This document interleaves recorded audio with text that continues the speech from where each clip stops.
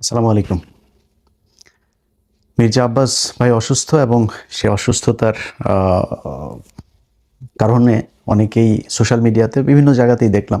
বিশেষ করে সম্ভবত যারা বিএনপির ভাই বোনেরা আছেন তারা বোধহয় বেশিরভাগ এইসব লেখাগুলো লিখছেন যে নাসিরউদ্দিন পাটোয়ারি হচ্ছে গিয়ে এই মির্জা আব্বাসের অসুস্থতার জন্য কারণ। আপনাদেরকে জ্ঞাতার্থে বলে রাখি যে মির্জা আব্বাস 2026 সালের 12ই ফেব্রুয়ারি যে নির্বাচনটা হয়েছে সেই নির্বাচনে উনি জনগণের ভোটে এমপি হন নাই। এটা ভাই আপনারা যারা আওয়ামী লীগের মতো গায়ের জোরে যদি কথা বলেন সেটা অন্য হিসাব, কিন্তু যদি যুক্তি আর বাস্তবতার প্রেক্ষিতে কথা বলেন তাহলে মির্জা আব্বাস যে ফেল করেছে সেটা আপনি নিজেও জানেন। আওয়ামী লীগের অনেক এই দিন একজনের সাথে কথা হচ্ছিল, উনি সম্প্রতি বাংলাদেশ থেকে এসেছেন, আওয়ামী লীগের সমর্থন করেন, বাট সে আবার আমারও পছন্দ করে ইন্ডিয়ার কারণে। তো উনি আমারে বললেন যে বলতেছে ভাই কোন এমপি, ও আচ্ছা রহমত রহমত আলী না রহমতুল্লাহ, যে রহমত আলী বোধহয়, যে বাড্ডার ওই দিকের যে এমপি ছিল আওয়ামী লীগের, এর বউ নাকি আবার খুব ভালো মানুষ। হ্যাঁ, বউটা সে ভোট দিতে গিয়েছে, পরের দিন দেখে তার বউয়ের ভোটটাও বউ দিতে পারে নাই, ভোট আরেকজন দিয়ে দিয়েছে, মানে ওই রাতের ভোটের, যেটা 2018 সালে। তো এই লোক সে এরকম এক ভোট কেন্দ্রে সে সারা রাত ভোট মেরেছে। তো এসে তারপরে সে বললো যে ভাই এই ব্যাপার, ভোট কিন্তু এইভাবেই হয়েছে, আপনারা যেটা বলেন এটা একদম অযৌক্তিক না। তো এটা কিন্তু আওয়ামী লীগের লোক সবচেয়ে ভালো জানে যে রাতে ভোটটা যে হয়েছে। আজকে বিএনপি 2026 সালের 12ই ফেব্রুয়ারি নির্বাচনে কি করেছে এটা বিএনপি পৃথিবীর সবচাইতে ভালো জানে, কিভাবে কি হয়েছে, কোন জায়গায় কাকে ঠকায় কাকে জিতানো হইলো কি, এগুলো সবকিছু ওনারা আমাদের চাইতে ভালো জানে। স্বীকার করবে না, এটাই হচ্ছে গিয়ে পার্থক্য। স্বীকার করার দরকার নাই, কিন্তু উনি কিন্তু একজন ভোটচোর।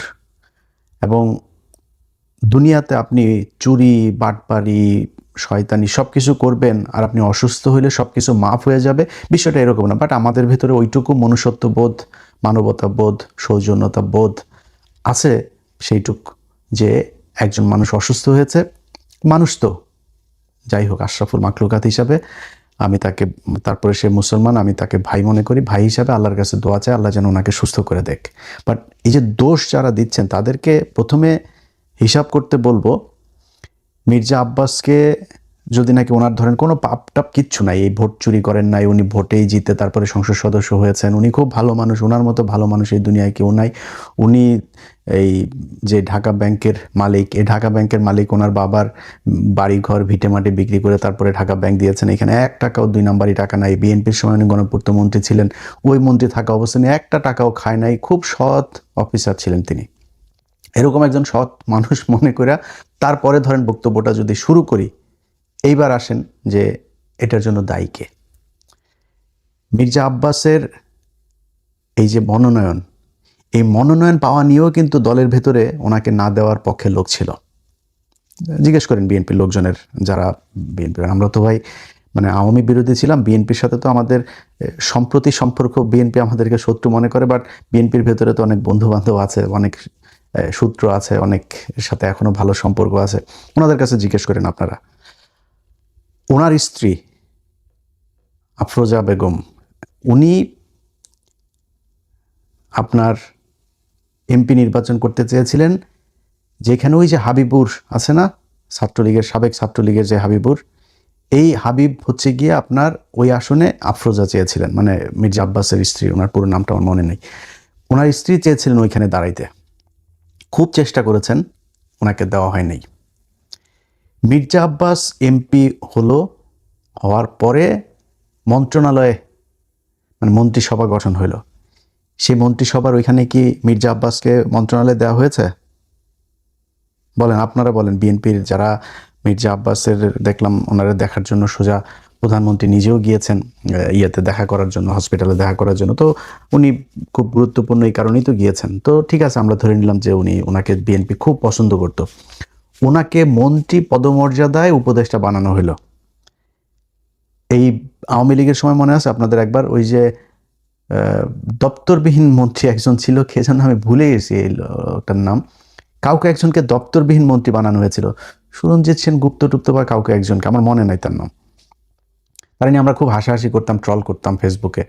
তো এই যে মির্জা আব্বাস, গয়েশ্বরচন্দ্র রায় এরকম কয়েকজনকে দপ্তরবিহীন মানে এই মন্ত্রীর পদমর্যাদায় উপদেষ্টা বানিয়েছে না, এটা কিন্তু গালের মধ্যে একটা জুতা মারা।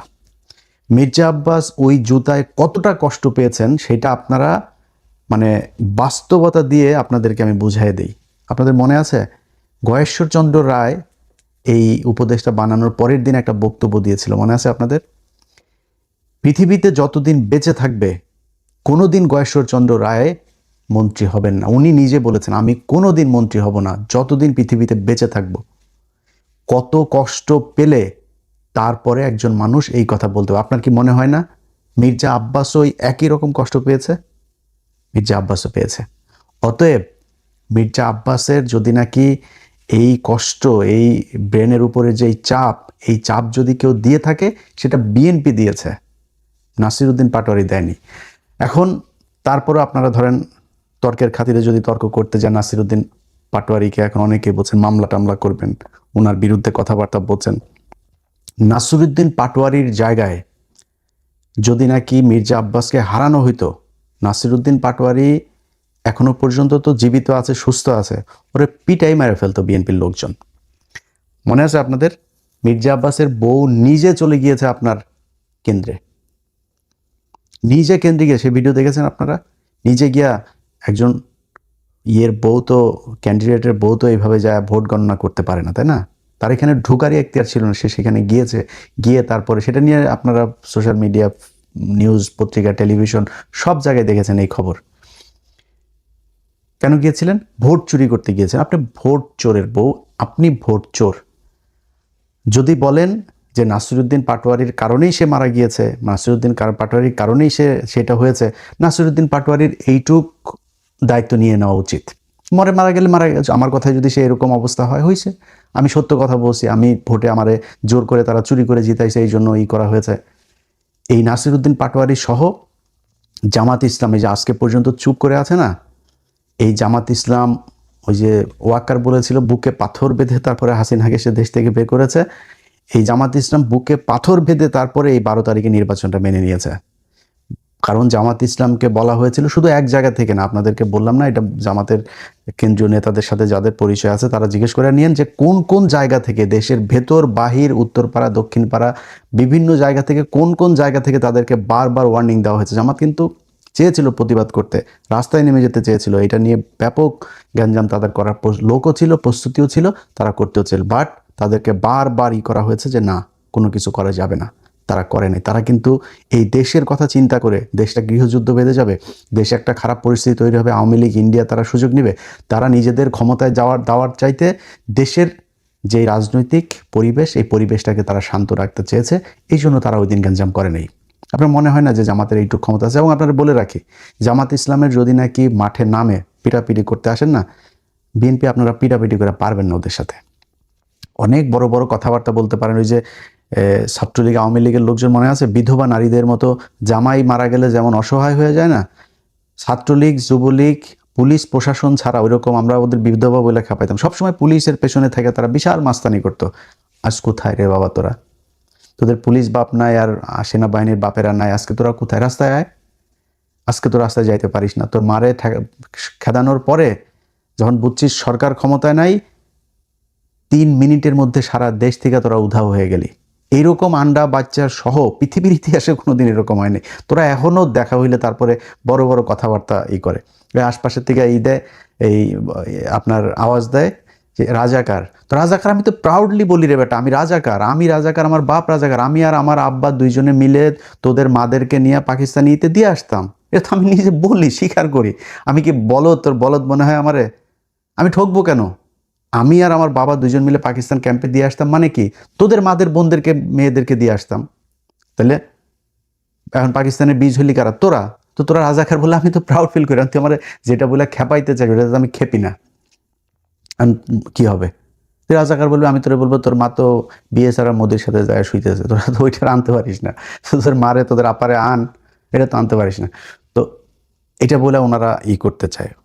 যাই হোক, সেই রাজাকারের ওই আলাপে গেলে আবার অনেক অন্যদিকে চলে যাবে। তো এখন এই মির্জা আব্বাসের বিষয়ে যদি নাকি এখন মনে করেন জামাত ইসলাম মাঠে ওই দিন খারাপ কাজ করতো, তাহলে দেশের পরিস্থিতিটা খারাপ হইতো। বিএনপি হইলে এই ধৈর্য জীবনও দেখাইতো না, হেরে তারপরে বিএনপি জিতে আজকে করছে, ক্ষমতায় আছে, ভোটে হেরে। শুনেন, যেই সব জায়গায় 3,000, 4,000, 5,000 এরকম হয়ে যায় 57টা না 54টা আসনে। আপনার মনে, তারেক রহমান প্রধানমন্ত্রী, সেই প্রধানমন্ত্রী খালেদুজ্জামান ভাইয়ের কাছে জিতেছে হচ্ছে 5,000 ভোটে। এটা আপনার বিশ্বাস হয়? আপনি কাউন্ট করেন প্রথম দিকের কেন্দ্রগুলোর ফলাফল আর শেষে একই সাথে 17টা কেন্দ্রের ফলাফল দিয়ে দেওয়া হইলো। কেন? ওগুলিতে সব করাতে তারেক রহমান আগায়, সব করাতে। আর প্রথমে যেগুলো ইন্ডিভিজুয়ালি কেন্দ্রগুলো করা হইলো, সব করাতে খালেদুজ্জামান ভাই আগায়। এটা আপনাদের বিশ্বাস হয়? তো কেমনে হয়েছেন, কেমনে ক্ষমতায় গেছেন, সমস্যা নাই, কোনো সমস্যা নেই। তারপরেও তারেক রহমান এখন পর্যন্ত সোফার যা কিছু করছে খারাপ লাগছে না। খালি একটাই অনুরোধ থাকবে, আওয়ামী লীগ আর ইন্ডিয়ারে নিয়ে আসেন। আর কোনো জায়গায় কোনো কিছুতে কোনো আপত্তি নাই, কোনো কষ্ট নাই, কোনো অভিযোগ নাই, কিচ্ছু থাকবে না। শুধু আওয়ামী লীগ আর ইন্ডিয়ার ব্যাপারে আমরা কিন্তু এখনো দেখছি। যদি মনে হয় বা দেখি যে আওয়ামী লীগ এবং ইন্ডিয়াকে আপনারা আবার ফের করতে যাচ্ছেন, তাহলে কিন্তু সেই আওয়ামী লীগের সাথে যেরকম বিদ্রোহ করেছিলাম ওই বিদ্রোহ কিন্তু আবার শুরু হবে। আমরা তো এখনো দেখছি। এবং এখন পর্যন্ত যেটা বললাম যে এটা আবার বলাতে আবার আমাদের অনেক লোকজন আবার করে, ভাই ইলিয়াস ভাই আপনি বিএনপি ক্ষমতায় আসছে দেখে মনে হয় চামচামি শুরু করলেন বিএনপির পক্ষে। ভাই এই এই পরীক্ষা গত 10 বছর ধরে দিচ্ছে, এটা নতুন করে পরীক্ষা দেন, সামনেও দেখবেন। তারেক রহমান যদি ইন্ডিয়ার কাছে যদি বিক্রি না হয়, আমার কোনো সমস্যা নেই। তবে সামনে নির্বাচনে গেলে আবারও দাঁড়িপাল্লার পক্ষে ভোট চাবো, এটা আপনাদের আগে বলে রাখি। কারণ বিএনপির চাইতে জামাতকে যদি আপনি আমার কম্পেয়ার করতে বলেন, তাহলে আমার কাছে মনে হয় জামাতের লোকজন বেশি অনেস্ট। জামাতের লোকজনের চিন্তা ভাবনা, আমি একজন মুসলমান হিসাবে তাদের যেই চিন্তা ভাবনা পলিসি সেগুলো আমি পছন্দ করি, সেই কারণে আমি তাদের পক্ষেই করব। বাট একদম বিএনপির বিরুদ্ধে কোনো তর্ক বিতর্ক, বিএনপির বিরুদ্ধে একদম ঢালাওভাবে এগুলো আমরা করব না যদি ইন্ডিয়ার বিরুদ্ধে। বাট যদি যায়, আমারে যদি ভাই মাথার মধ্যে আপনি পিস্তলও ধরেন, কোনো লাভ হবে না। আমি এটারে একদম আমার জীবন থাকতে সর্বোচ্চ এটার বিরুদ্ধে আমি যুদ্ধ করে যাব। তো এখন ধরেন এই মির্জা আব্বাসের বিষয়টা দিয়ে শেষ করি, যে মির্জা আব্বাস ভাইয়ের মতো যারা যারা এখন রাজনীতিবিদ আছেন, এই মির্জা আব্বাস ভাইদের মতো মানে তারা যদি নাকি দুনিয়ায় থাকা অবস্থায় বা সুস্থ থাকা অবস্থায় যদি আকাম কুকাম করেন আর অসুস্থ হবেন আর মারা যাওয়ার পরে আপনাদের নিয়ে দুনিয়ার সবাই ভালো কথা বলবে, এই আশাটা করে না। এটা আপনাদের আগেই বলে রাখলাম। মির্জা আব্বাসের প্রতি আমার মানে আমি তো মির্জা আব্বাসের চাইতে অনেক ছোট, তারপরেও তার প্রতি আমি খুব জানাইতে পারতাম। একটা ছোট্ট বিষয় আপনাদের সাথে শেয়ার করি। মির্জা আব্বাসকে আমি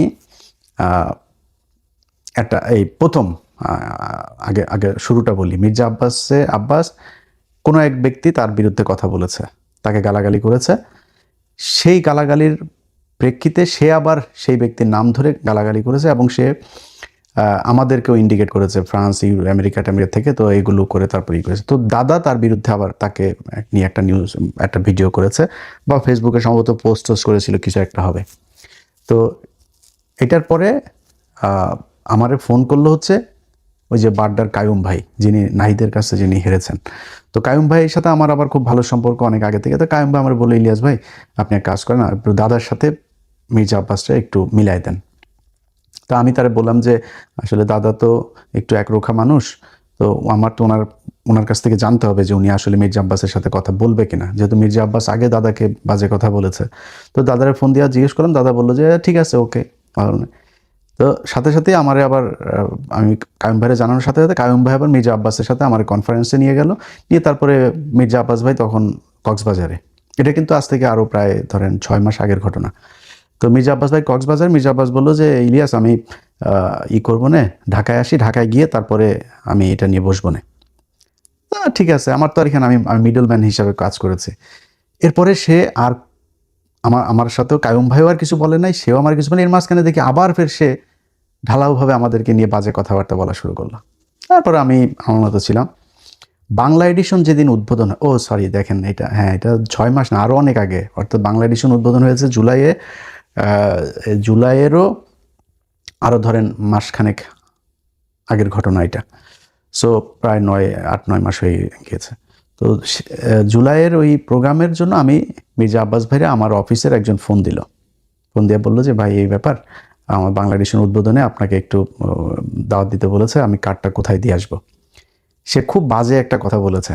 কি বাজে কথা ওইটা আর সোশ্যাল মিডিয়াতে বললাম না, বাট খুব বাজে একটা কথা বলেছে।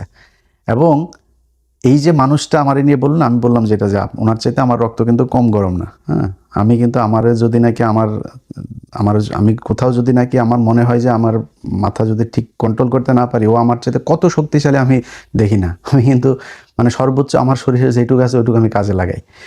তো ওনার চাইতে আমার রক্ত কম গরম না। বাট আমি কিন্তু ওনার এই খারাপ সময় আমি এটা ওনাকে খুব সম্মান দিয়ে কথা বলছি এবং আল্লাহর কাছে দোয়াও করছি যে আল্লাহ যেন ওনাকে সুস্থ করে দেন। কিন্তু রাজনীতিবিদদেরকে বলবো, ভাই চুরি করবেন, চোট্টামি করবেন, মাগিবাজি করবেন, দুর্নীতি করবেন, দেশের বিরুদ্ধে কাজ করবেন, সব আকাম কুকাম করবেন, এরপরে মরার সময় আপনারা কেউ খারাপ কথা বলতে পারবে না, মরার পরে আপনারা নিয়ে কেউ ভালো খারাপ কথা বলতে পারবে না। এই প্রত্যাশাটা করা বন্ধ করে দিন। যারা মরার পরেও এই যে দেখেন না আপনার ওই যে ইতে নিয়ে যায়, শহীদ মিনারে নিয়ে যায়, শহীদ মিনারে নিয়ে তারপরে ফুল দেয়, সারা দেশের মানুষ গিয়া তারপরে হাজার হাজার মানুষ গিয়া ফুল দেয়। ওরে ওই ফুল যার কপালে আছে, যেই কয়জনের কপালে এই ফুল জুটেছে, সব কয়টা মনে করবেন যে জুতা খেয়েছে। কথাটা শুনতে খুব খারাপ লাগলো, একজন মুসলমান হিসেবে বললাম, কোনো মুসলমান যদি এই শহীদ মিনারে গিয়া বিভিন্ন জায়গায় ফুল টুল এগুলো নেয় না, এই মৃত্যুর পরে যার হয়েছে ওরে মনে করবেন ওর জীবনের অনেক পাপ আছে, এই পাপের শাস্তি কিছুটা এখানে দুনিয়ায় হচ্ছে। যে আল্লাহ যাকে পছন্দ করেন ওরে আল্লাহ শহীদ মিনারে এই ফুল নেওয়ায় না। আপনাদের মনে আছে কবি আল মাহমুদের কথা মনে আছে? আল মাহমুদ ভাই কিন্তু একজন মানে আমার দেখা একজন সবচেয়ে মানে শ্রেষ্ঠ মানুষদের মধ্যে বাংলাদেশের একজন উনি। পিয়াস করিমের কথা মনে আছে? দুইজনের একজনকেও এই ছাত্রলীগ আওয়ামী লীগ এরা শহীদ মিনারে নিতে দেয়নি। এটার ফয়সালা আল্লাহ ওই উপর থেকে করেছেন, এটা দুনিয়ায় কেউ ফয়সালা করে না। আল্লাহ ওনারে এই শাস্তি দিতে চায় নাই, এই অপমান করতে চায় না, এই জন্য ওরে শহীদ মিনারে নেয় নাই। আল্লাহ পছন্দ করেছেন তাই শহীদ মিনারে নেয় নাই। সো এরকম যারা শহীদ মিনার আল্লাহ নেয়, মনে করেন কম থাক বেশি থাক আপনার পাপ আছে, এই জন্য শহীদ মিনারে নিয়ে ফুল দেয়। যাদের মুসলমান দাবি করেন নিজেরা, আপনারা মৃত্যুর আগে বলে নিয়েন, পরিবারকে বলে দিন যে আমার মৃত্যুর পরে আমার কবর দেওয়ার জন্য আমার যত দ্রুত সম্ভব আমার এই কাজ যেন সম্পূর্ণ করা হয়। এটাই ইসলাম। বদরের যুদ্ধে, উহুদের যুদ্ধে, এগুলো যারা সৌদি টদিতে গিয়েছেন তারা গিয়ে নিজের চোখে দেখেছেন। আমি আল্লাহ যেন দেখান এখনো চোখে দেখি নাই। বাট ওইখানে যখন যেখানে মারা গিয়েছেন আপনাদের চাইতে আমাদের চাইতে আমরা আমরা মানে পায়ের ময়লাও না ভাই সেই সাহাবীদের। বদরের যুদ্ধে যারা মারা গিয়েছে, উহুদের যুদ্ধে যারা মারা, পৃথিবীর সবচেয়ে সম্মানিত শহীদ বদরের যুদ্ধের এরা, যেখানে মারা গিয়েছে এদের চাইতে আমাদের মায়া মমতা কম ছিল পরিবারের কাছে পর্যন্ত নিয়ে আসে নাই, ওইখানেই কবর দিয়ে দিয়েছে সাথে সাথে। সো যত দ্রুত সম্ভব কবর দিয়ে দেওয়া উচিত, এটাই। কিন্তু আমাদের দেশের সমস্যা হলো সব সারা জীবন করবে চুরি, ওনারে মৃত্যুর পরে ফুল দিতে হবে, আর উনি সারা জীবন ওনারে ভালো বলতে হবে, ওনারে নিয়ে খারাপ কোনো কিছু কেউ বলতে পারেন। ভাই আপনাদের সমালোচনা করবেই। ধরেন মির্জা আব্বাসকে চান্দা আব্বাস বলতো। মির্জা আব্বাস যেই সংসদীয় আসনে পাশ করেছে বা নির্বাচন করছে, ওই সংসদীয় আসনের সম্পূর্ণ দায়িত্ব তার। মৌচাক মার্কেটের সামনে ভুয়া ফুটপাতে এই বসা, এখানে চাঁদাবাজি হয় না, এখানে গাড়িতে চাঁদাবাজি হয় না। মির্জা আব্বাস একসময় এই যাত্রাবাড়িতে ইয়ে করতো না, শ্রমিক ইউনিয়নের ইয়েতে ছিল না। মির্জা আব্বাসের বিশাল সম্পত্তির এসব হিসাব মির্জা আব্বাস দিতে পারবে। আল্লাহ মাফ করে দিক মির্জা আব্বাসকে। মির্জা আব্বাস ভাই, আমি সারা জীবন সত্যি কথা বলতে যদি আমার বলেন, আমি ওনারে বিশাল খারাপ কোনো কিছু মানে মানুষ হিসাবে আমার সাথে এমন কোনো কিছু চোখে পড়ে নাই। বাট আল্লাহ জানেন, আল্লাহ সেটার বিচার করবেন। তারপরেও সব শেষ আবারও মুসলমান হিসাবে, মুসলমান ভাই হিসাবে মির্জা আব্বাস ভাই আল্লাহ বাঁচিয়ে রাখুক। আল্লাহ যদি ওনাকে নিয়ে যান, আল্লাহ যেন তাকে মাফ করে দেন। যারা দুনিয়ায় আমরা আছি, আল্লাহ যেন আমাদেরকে মাফ করে তারপরে মৃত্যুবরণ করেন। এইটুকু। আল্লাহ হাফেজ।